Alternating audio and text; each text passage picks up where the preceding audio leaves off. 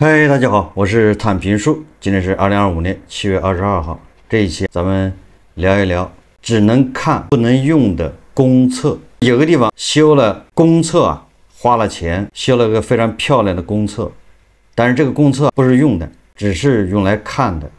等到上级来检查，等到领导来检查或者路过，作为一个形象工程，只能看不能用的公厕。这个央视最近曝光山西稷山县怪事，非常耐人寻味。说村里花了230万建起新公厕，瓷砖亮的能照见人，却常年挂着锁，只有领导来视察，村里搞活动时才匆匆开一会儿。讽刺的是什么呢？就是在这个营检专用厕所不到100米的地方，村民还得捂着鼻子钻进又脏又臭的老汉厕，一边是崭新的摆设，一边是真实的难堪。这种鲜明的对比，强烈的反差，也给了这个民生工程，也给了这个美丽新农村扇了一记耳光。具体怎么回事，大家先看央视的视频。记者在山西省政府购买服务信息平台上查到，稷山县2023年农村厕所革命整村推进财政奖补项目新建公厕合同公告显示，采购人为稷山县农业农村局，合同金额230.28万元，计划新建23座公厕，资金来源于政府资金，2024年4月开工，工期70天，6月竣工。这个名单是有的，网上有吗？网上没有，因为它网上只是应该是一个招标。我手头还没这个名单。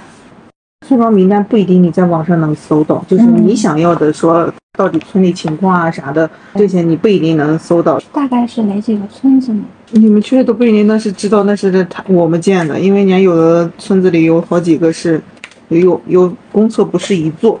记者在稷山县农业农村局没能得到明确信息，无奈记者只好用笨办法，在稷山县多个村镇进行实地走访。在稷山县太阳乡东里村党群服务中心附近，有一座建成后从未开放的公厕。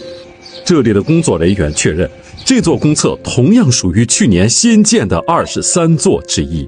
尽管这座公厕去年就已建成，却始终不对外开放。工作人员告诉记者，村民日常仍在使用露天旱厕。后边还有一个厕所，那个是吧？6天的，后来人家搞这个美丽乡村建设，弄了一个那个厕所。厕所现在到时候可以开啊。第二天，记者再次来到东里村，终于进入了这座公厕。内部设施与吉家庄村的公厕十分相似，全新的设备一应俱全。全是新的，你们都没用过呀？没有了，都没用过了。村里面就有旱厕了，到冬天这个有暖气。晚上有灯吗？这就是声控的，电源没抽了。你们村建这个也花不少钱哦。20万。工作人员告诉记者，建设这座公共厕所共花费20万，如果继续使用，依然会产生不少费用，这也是继续使用旱厕的原因。村里面那个人啊，他是一些素质吧太低了，他到里面他拉一块板，他拉着边儿，东西哪都是。关键村里边这个老百姓素质低的，他上完厕所他不给你冲，又不给你刷。那卫生纸啦，什么乱扔，那个拿马桶啦，什么堵塞了。至于为何建好不用，工作人员坦言，一是用水量大，成本高；二是担心村民素质不高，不冲水，乱扔垃圾导致堵塞，日常清理也是一笔不小的开支。记者继续走访发现，大门紧锁的新建公共厕所不在少数。区别于东里村、西里村的公共厕所，不仅建设风格独特，位置也选择在村子入口处，也紧邻着马路，车辆川流不息。现在没钥匙你能开？能带我去看看吗？咱这看俺没拿钥匙，应该是钥匙在家里。在稷山县的白池村、贾峪村、邢家庄村，记者同样看到一座座新建的公共厕所全都大门紧锁，无法使用。针对新建的村公厕常年不对外开放的情况，记者联系了稷山县农业农村局。那个厕所现在是就是建好以后正在维修这里，可能是前几天正在维修这里，可能这几天用不上。上个星期我过去的时候，他说这个可能暂时不能用。是什么时候开始维修的呢？4个星期吧。那就上个星期之前其实都是能用的，对吗？能用的，对。然而，记者前往吉家庄村3次，公共厕所均被锁上，无法打开。如果是能用的话，它肯定开着，对不对？这是我们建的就是要用的，不是说建的是看的，或者是浪费国家资金，对不对？它也一直开着，会给我们用，对吧？会的。随后，记者拨通吉家庄村村委的电话。那厕所就是现在能用，就打开了那打开了。电话里满口答应，但在记者实地调查期间，公共厕所一直是大门紧锁，拒绝村民们正常使用。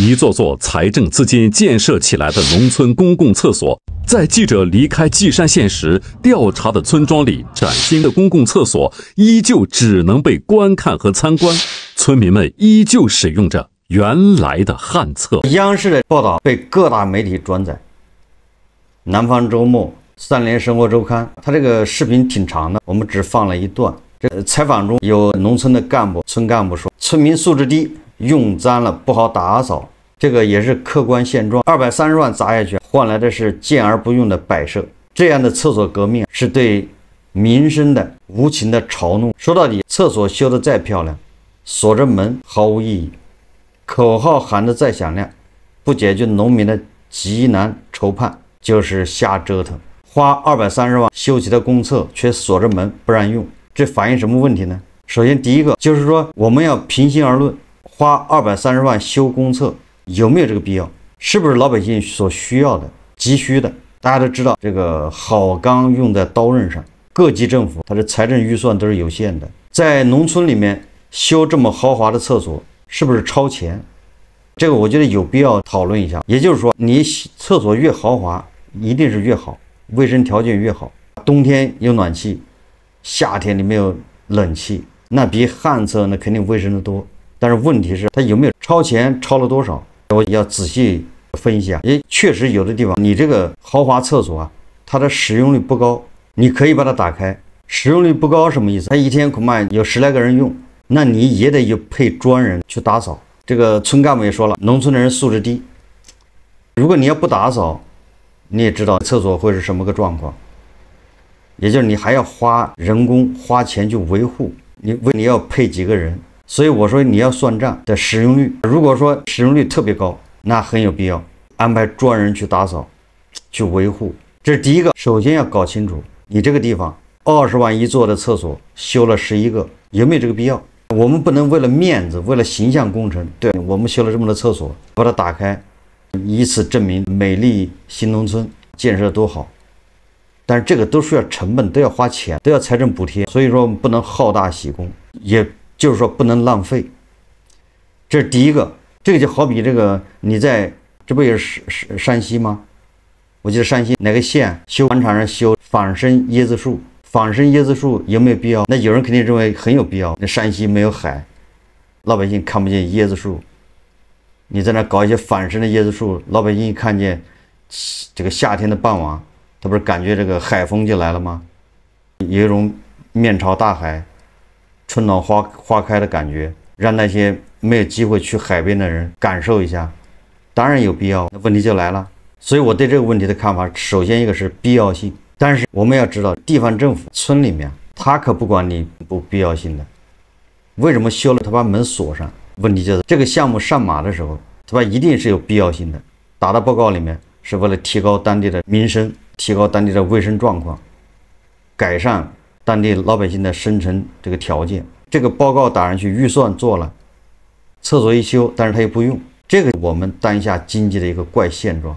这个就好比把钱往那个大山里扔是一个道理啊，它产生不了效益，而且它也起不到作用，最终你维护还要花钱，也就是你不停的要为它买单。那为什么这样的项目还能上马呢？那就是因为通过这样的项目，各级婆罗门他们才有饭吃，他们才有利润。如果没有这样的工程，那婆罗门吃什么？大家也知道，婆罗门他不能靠工资活着。同样是花230万，与其建11个厕所，把它锁上不用，或者你把它打开，向村民开放，你每年恐怕还要一个厕所，你得请至少一个人，一个人一个月你给他1000块，对吧？一年也得12000，11个厕所，一年也得花这个10几万、20万去维护，水电你都算上，这11个厕所一年维护费用就得20万。这个稷山县，我不知道它有多少老年人，65岁以上的，就这个村，我估计也不超过1000个老年人。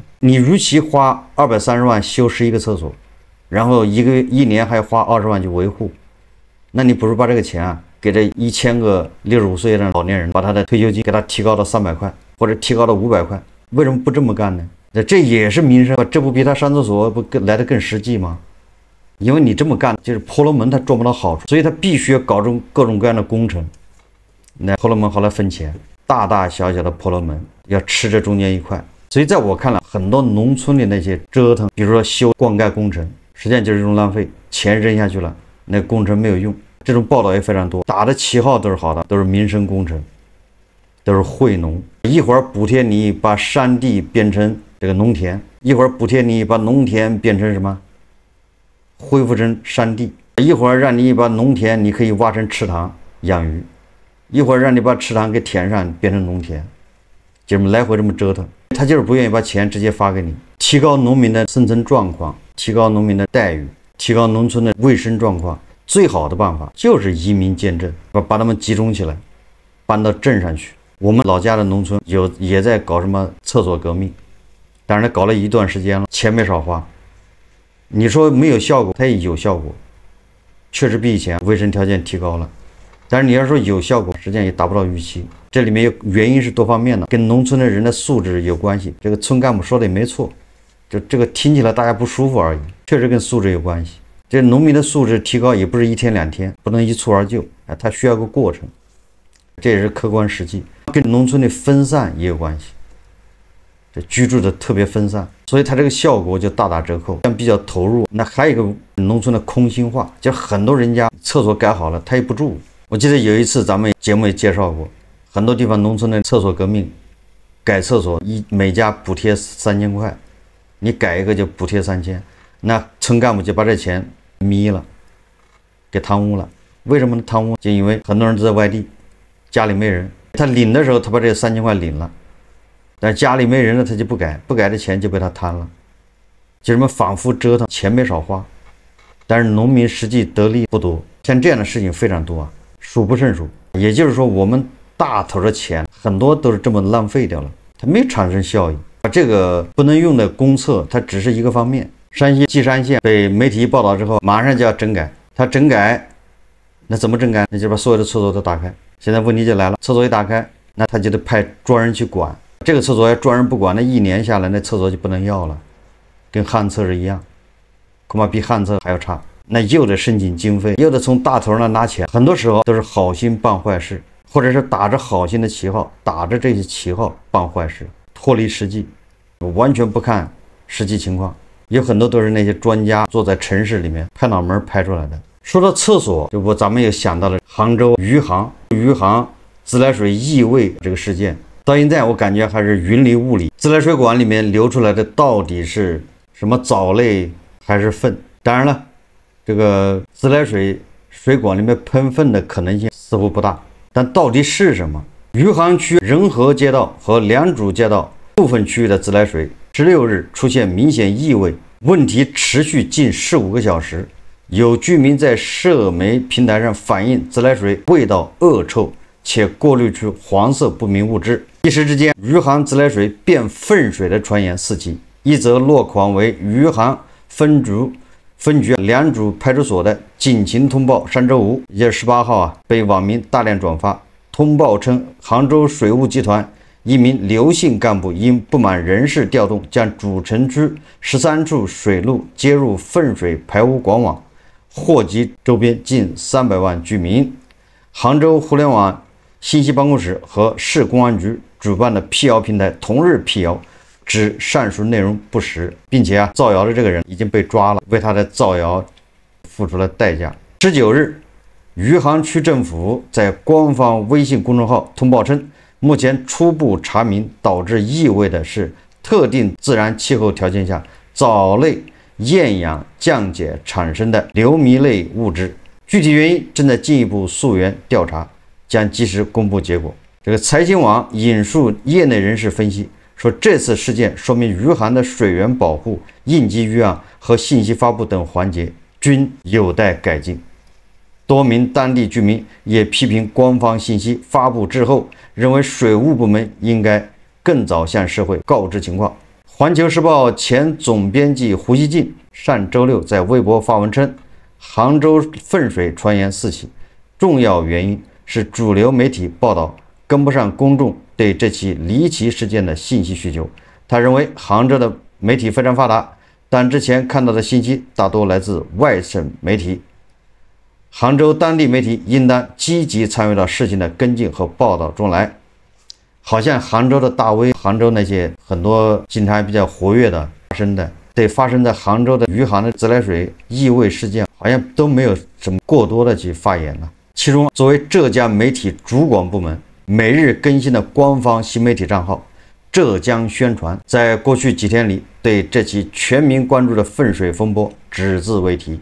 中国知名食品自媒体叫三表龙门阵星期一发文讽刺说，某地宣传部门不关注正在发生的民生问题，却对脱口秀领域跨界监督，这本身就蛮好笑的。什么意思？在这次余杭自来水异味这个事件中，作为浙江当地的一个宣传领域或者是宣传阵地的一个主流非常厉害的账号叫浙江宣传，他闭口不谈余杭区自来水异味的事，也不提什么屎到临头，只把杭州做汴州的汹涌雨情。却意外的，他在7月20号发了一篇评论，叫谨防脱口秀滑向性别对立的泥潭，一时激起千层浪，就网友都在指责他。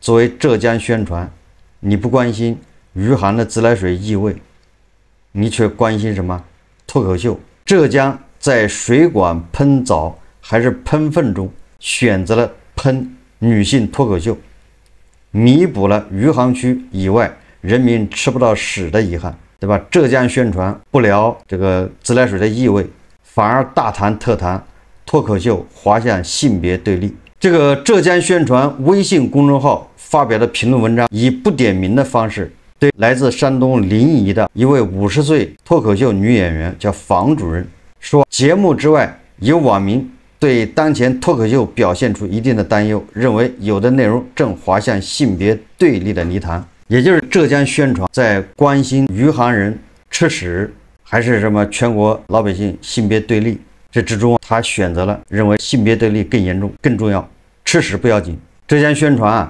他评论女性脱口秀说，一些节目聚焦女性成长中面临的重男轻女、月经羞耻、生育焦虑、性别负担、职场歧视等问题，客观上推动了公众对性别平等的进一步思考。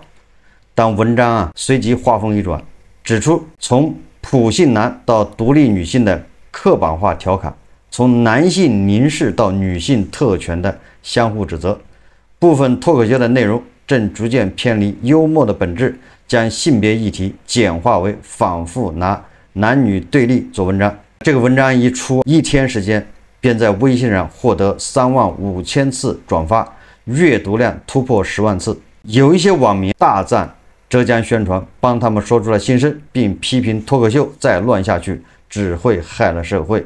但也有不少网民在社媒嘲讽说，浙江还是先管好自己的水管吧，接错粪水的水管原来是塞进了浙江宣传的嘴巴里。说全网吹浙江宣传这么多年，谁能想到自家水管臭了他不管，跑来捂女人的嘴呢？这个浙江宣传在口罩期间，甚至在以往这种社会热点事件中，也曾经有个不错的表现，成了网友的嘴替，迎合了网友的这个情绪，受到了好评。但是这一次在余杭自来水异味事件中，浙江宣传却消失了。